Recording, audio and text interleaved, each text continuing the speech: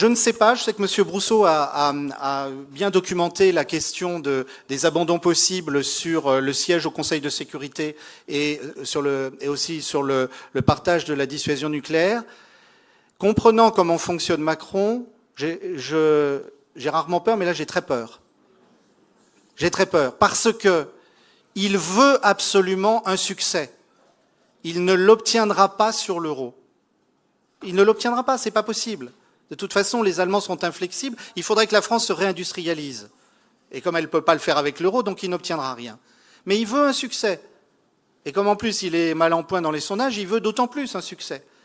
Et donc, je crains, même si des interlocuteurs allemands me disent que c'est des vieilles lunes, et ça ne serait pas réaliste. Regardez la ressemblance avec ce qui s'est passé au moment de l'euro.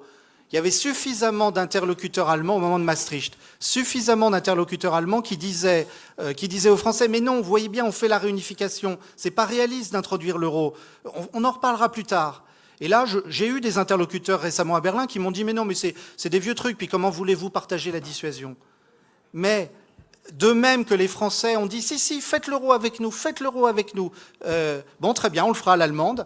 Eh bien là, je crains beaucoup qu'Emmanuel Macron, pour avoir un succès, dise « Eh bien, on va avoir la politique étrangère de sécurité ensemble. » Les Allemands vont dire « Très bien, mais faisons ça de manière raisonnable, réaliste. Remettons la Grande-Bretagne d'ailleurs dans le jeu grâce à ça. C'est la position majoritaire en ce moment à la CDU. » Macron va dire « Non, c'est pas ça. On va, la Grande-Bretagne, de toute façon, elle a son siège au Conseil de sécurité. Moi aussi, j'en ai un. Eh bien, je vous le donne ou je le partage. » Bon.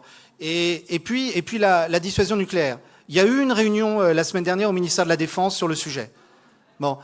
Et donc, je crois, et c'est une demande que je me permets de vous faire, je crois qu'il faut que là-dessus, nous commencions dès maintenant, sur les réseaux sociaux, de différentes manières, peut-être pas toujours d'ailleurs vous-même, toujours sous l'étiquette UPR, je crois qu'il faut que vous diversifiez, il faut peut-être que nous créions des comptes sur les réseaux sociaux, il faut que nous exigions l'information, nous exigions le débat démocratique sur le sujet, il faut que nous écrivions à nos parlementaires sur le sujet, parce que ce qui est en train de se jouer, c'est soit l'abandon total de la souveraineté française, définitive, soit eh bien, un débat démocratique qui nous permettra d'inverser la tendance et qui peut-être, comme une vague, permettra de tout retourner, y compris de trancher le nœud gordien dont nous avons vu aujourd'hui qu'il ne pouvait pas être démêlé par des moyens ordinaires. Merci.